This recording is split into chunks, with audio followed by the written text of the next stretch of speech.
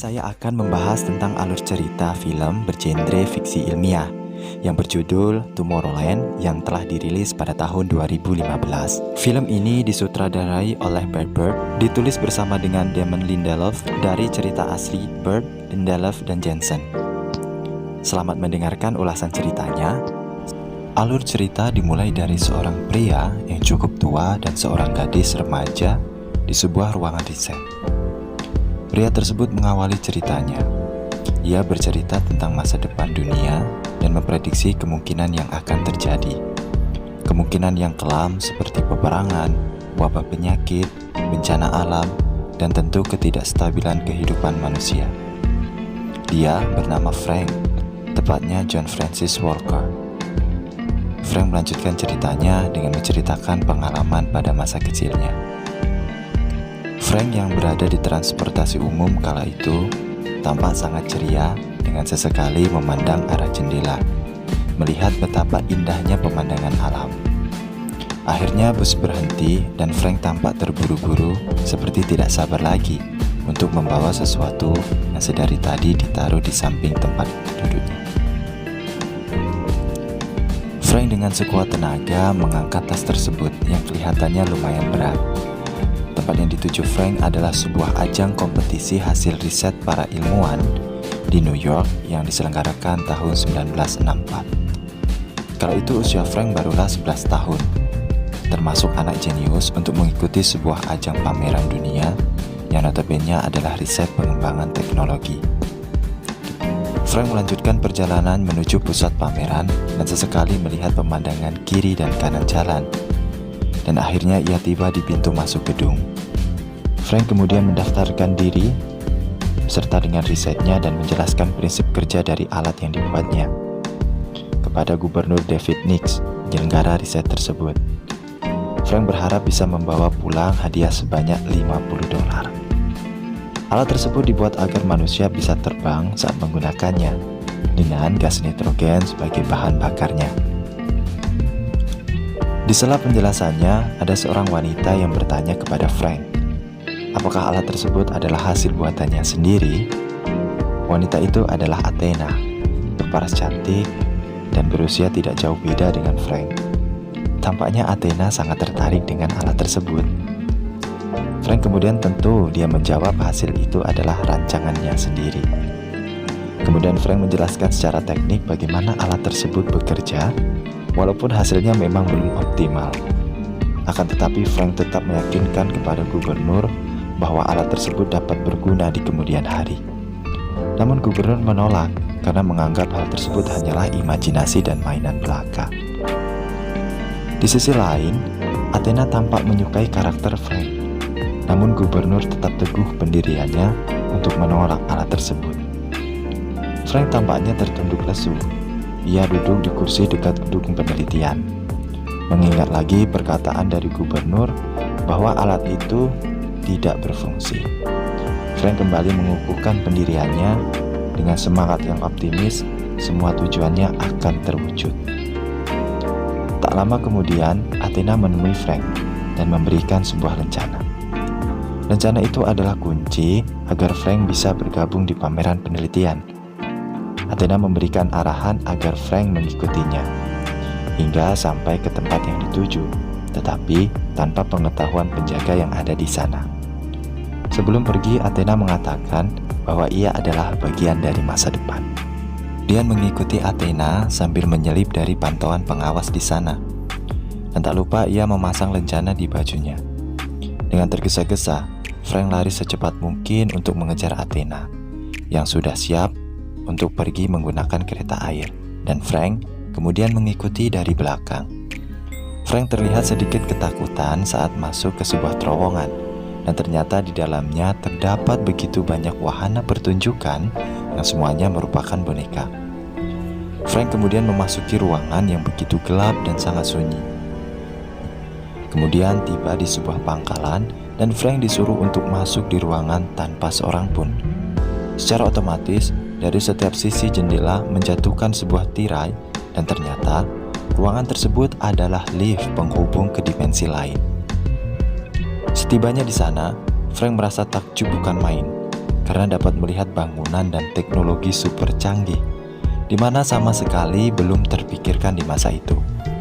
Ya, tepat di atas Frank melintas sebuah pesawat yang ukurannya sangat kecil, entah disebut apa namanya. Pesawat tersebut ternyata membawa Athena, dan Frank bergegas untuk mengejarnya. Akan tetapi Frank ketinggalan pesawat tersebut, dan tiba-tiba muncullah robot raksasa tepat di hadapan Frank, dan kemudian menyerang Frank. Akibatnya alat yang dibawa Frank rusak. Robot itu lantas mengambil alat Frank, dan ternyata robot tersebut adalah sistem canggih yang secara otomatis dapat memperbaiki fungsi alat yang kurang tepat. Sampai akhirnya alat yang dibuat Frank kini dapat digunakan. Sialnya, keberadaan Frank saat ini diketahui oleh petugas di sana dan mengira bahwa Frank adalah seorang penyusup. Kemudian Frank tidak sengaja tergelincir dari gedung dan membuatnya jatuh. Untung saja Frank bisa menangkap alatnya. Alat itu menopang Frank, dan begitu terkejutnya Frank melihat megahnya bangunan yang tersusun sangat rapi, indah, dan juga menjulang tinggi menembus awan. Tapi Frank sadar bahwa tak lama lagi ia akan membentur permukaan. Dengan sekuat tenaga, ia memasang alatnya sesuai dengan percobaannya dulu. Excellent. Alatnya pun berfungsi dan Frank sekarang bisa terbang dan berkeliling menjelajah seisi kota untuk menemukan keberadaan Athena. Frank kemudian bertemu dengan Athena. Akan tetapi hal itu tampak kurang disetujui oleh gubernur. Tiba-tiba Frank menghentikan ceritanya. Dan sekarang giliran seorang gadis yang sangat optimis melanjutkan cerita tersebut. Gadis itu bernama Cassie. Gadis jenius dan pantang menyerah yang sangat ambisius untuk menjelajahi alam semesta. Di usia belianya, ia sudah mampu menjelaskan tata letak dan nama-nama bintang di jagat raya. Karena obsesinya untuk menjelajahi alam semesta, Cassie di usia remajanya kerap mendatangi lokasi landasan peluncuran NASA.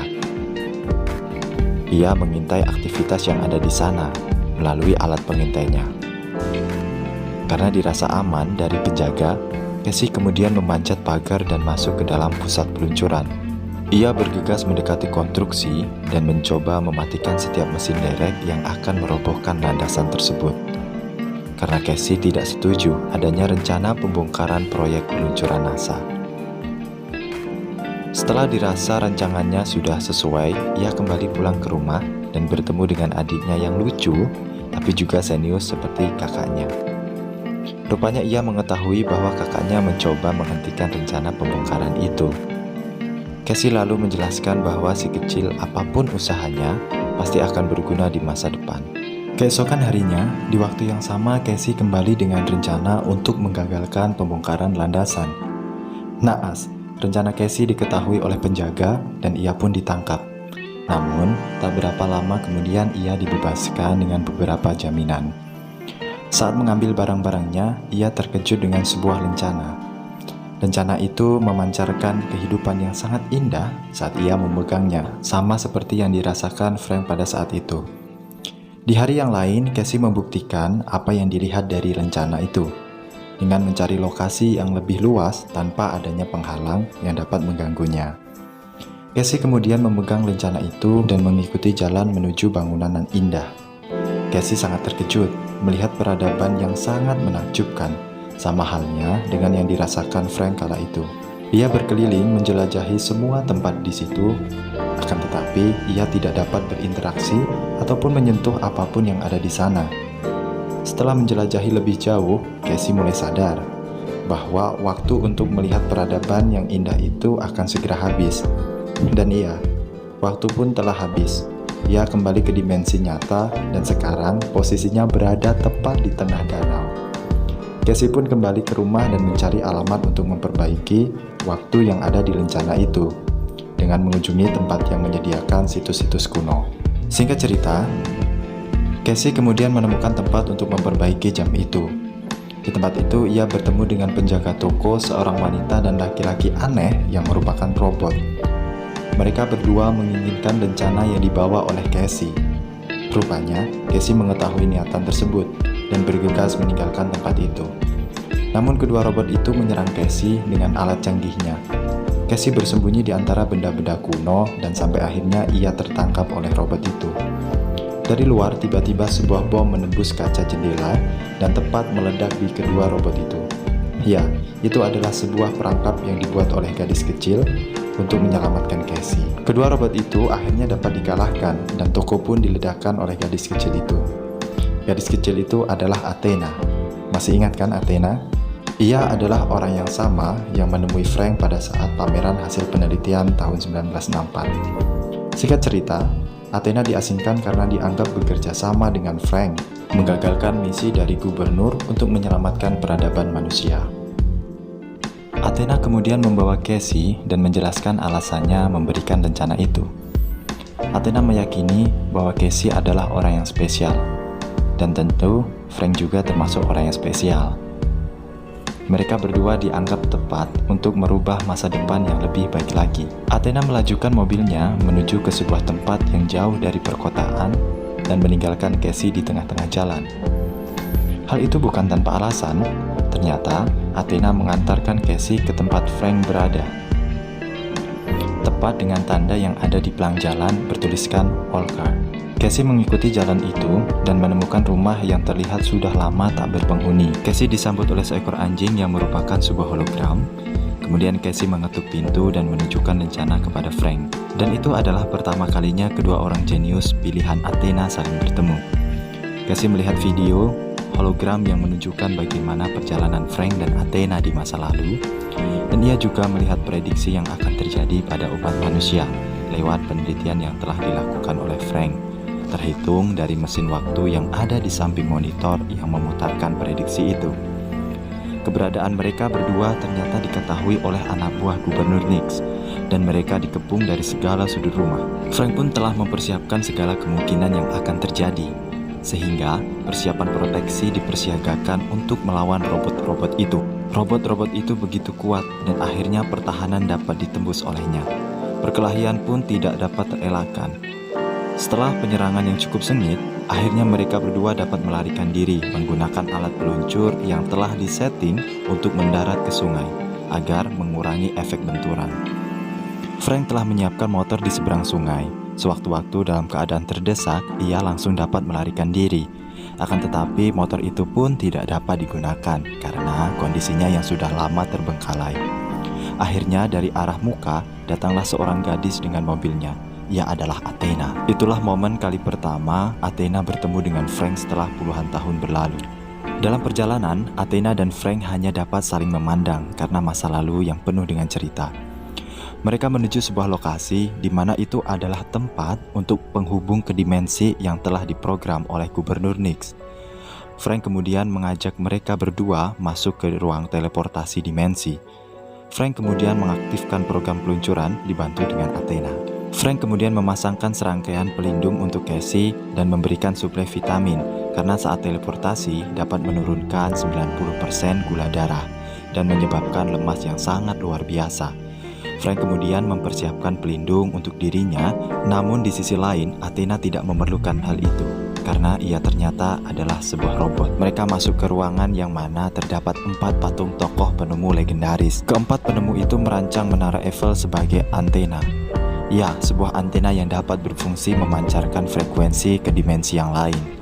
Dari dasar menara muncul sebuah roket, dan kejadian itu ternyata diketahui oleh anak buah Gubernur Nix. Anak buah itu langsung mencari keberadaan mereka yang ada di puncak menara. Mereka bertiga kemudian masuk ke dalam roket dan mengaktifkan peluncurannya. Sementara itu, robot-robot telah siap menggagalkan rencananya. Namun usahanya sia-sia. Roket itu telah mengudara sesuai frekuensi yang sama dengan dimensi tempat Gubernur Nix. Momen itu menjadi pemandangan yang sangat indah bagi orang-orang yang ada di sekitar menara. Setelah beberapa waktu, kapsul yang membawa mereka akhirnya sampai ke tempat yang dulu pernah ditempati Frank dan Athena. Sekaligus menjadi kenyataan bagi Casey untuk menapakkan kaki di sana. Namun, keadaannya menjadi lebih buruk dari yang dahulu. Frank memberikan bom berkekuatan kiloton Newton kepada Athena untuk disimpan sebagai amunisi di kemudian waktu yang tepat untuk digunakan. Frank kemudian menghadang kereta dari Gubernur Nix. Di situ Gubernur menanyakan maksud kedatangannya bersama dengan Athena. Satu lagi, gadis remaja yang belum pernah ia kenal, yaitu Casey. Frank lantas menjelaskan ia membawa Casey yang dapat memperbaiki prediksinya akan kerusakan peradaban umat di dunia. Dan singkat cerita, Gubernur Nix mengajak mereka bertiga untuk ke suatu tempat. Tempat itu berupa menara dengan sistem teleportasi untuk melihat bumi secara virtual. Sistem itu dijalankan dengan monitor yang ada tepat di atas menara. Untuk menuju monitor itu, mereka harus menaiki sebuah piringan yang berjalan secara otomatis. Gubernur mempersilahkan mereka untuk naik. Di sela perjalanan, gubernur memperlihatkan kilasan masa depan yang terjadi sepersekian detik lebih cepat dari yang dialami manusia. Akhirnya, mereka telah sampai ke dalam monitor. Gubernur Nix memunculkan alat yang disebut algoritma waktu. Alat itu mewakili visual dari keadaan bumi. Casey kemudian menjalankan monitor itu dan melihat kondisinya saat di bumi. Ia melihat kondisinya saat bersama ayahnya. Casey lalu melanjutkan menggerakkan monitor ke masa depan. Dan ia melihat landasan peluncuran yang sangat ia cintai telah dirobohkan. Terjadi peledakan bom nuklir, huru-hara di mana-mana, ketidakstabilan iklim bumi, kebakaran, mencairnya kutub bumi, dan ia melihat rumahnya yang terendam banjir akibat bencana alam yang melanda. Casey menanyakan kapan prediksi itu akan terjadi. Lalu Frank menjawab, 58 hari lagi, sesuai dengan status objek yang ada di bumi. Gubernur menjelaskan kepada mereka bahwa kejadian itu tidak dapat terelakkan, dan Frank meyakinkan kembali kedatangannya dengan membawa Casey adalah tepat untuk memperbaiki keadaan itu. Akan tetapi gubernur tidak menyetujui itu. Gubernur kemudian memukul Frank dengan alat yang bisa membuatnya pingsan, begitu juga kepada Casey dan Athena. Setelah mereka sadarkan diri, gubernur menunjukkan suatu tempat di bumi untuk mengembalikan mereka, sekaligus mengasingkan lagi keberadaan Frank. Frank kembali meyakinkan Gubernur Nix bahwa masih ada waktu untuk menyelamatkan manusia, yaitu dengan cara mengirim informasi ke bumi dengan frekuensi yang tepat, dengan frekuensi yang ada di monitor. Hal yang serupa saat Frank membajak frekuensi dimensi Gubernur Nix. Tentu saja, Gubernur Nix menolak hal itu, karena informasi kerusakan yang terjadi di bumi adalah serangkaian rencana besar dari Gubernur Nix. Itu sebabnya mengapa waktu itu Frank dideportasi dari tempat itu. Frank akhirnya mengetahui rencana dari Gubernur Nix, yaitu memberikan informasi akan kehancuran umat manusia, sehingga manusia tunduk dan takut akan hal itu. Jalan satu-satunya yang harus mereka lakukan saat ini adalah menghancurkan monitor itu. Frank kemudian menurunkan monitor dengan kendali yang ada di tangan gubernur, sehingga terjadi baku hantam antara keduanya. Di sisi lain, Athena melindungi Casey untuk menghancurkan monitor itu dengan bom yang telah disimpan di dalam tubuh Athena. Athena dengan sigap melumpuhkan robot-robot yang ada di sana. Pada saat akan memasangkan bom ke monitor, Casey kehilangan bom yang dibawanya karena piringan yang dinaikinya telah diturunkan oleh gubernur. Singkat cerita, bom yang hilang tadi sekarang aktif dan kini meledak, membuat gubernur tertimpa reruntuhan bangunan. Tetapi ia masih memegang sebuah tembak. Athena mengetahui hal yang akan terjadi, sehingga ia melindungi Frank dari tembakan gubernur. Athena adalah robot, dan jika sistemnya rusak, maka ia akan meledak. Sebelum sistem itu rusak, Athena meminta kepada Frank agar mengorbankan dirinya sebagai bahan peledak untuk meledakkan monitor. Sebelum sistemnya rusak, Athena juga memutarkan catatan bahwa ia adalah robot dengan sistem otomatik. Tetapi, ia tidak ingin Frank tahu kalau ia adalah robot di kala itu. Hingga catatan ke-78, ia mengatakan bahwa ada perasaan yang ganjil, sehingga sulit untuk ia deteksi. Apakah itu perasaan cinta?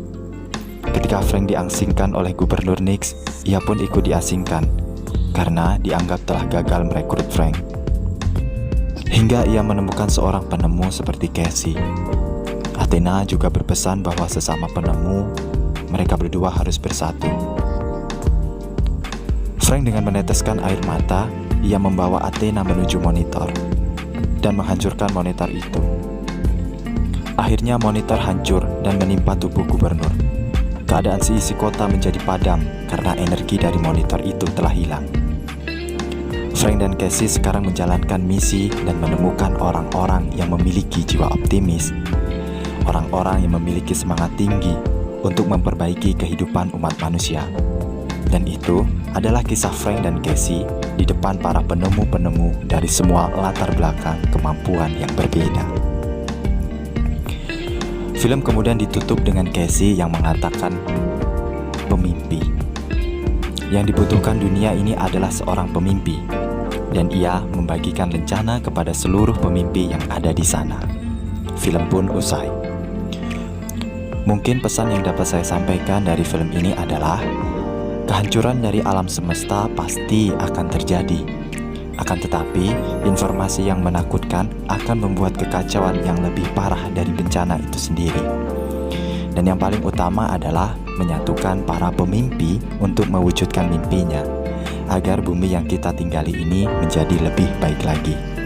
Cukup sekian ulasan dari film Tomorrowland. Semoga kita semua dapat mengambil sisi baiknya. Kritik dan saran juga boleh disampaikan di kolom komentar ya. Untuk channel